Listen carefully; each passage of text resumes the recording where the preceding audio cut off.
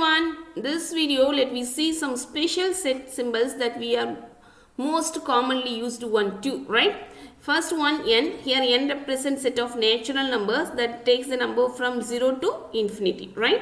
The second one, set of integers takes the values from, that is all the numbers from minus infinity to plus infinity it takes. Next one, z plus represent a set of positive integer.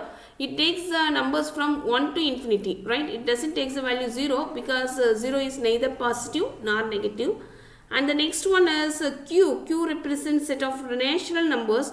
This is of the form p divided by q. Both p and q are integers with the condition that q doesn't take the value 0. If it takes the value 0, what happened? P divided by 0, that is anything by 0, infinity. Okay, so that denominator doesn't take the value 0, that's why they have mentioned. Next one, R represents set of real numbers. This is the biggest set ever because it consists of both rational and irrational numbers.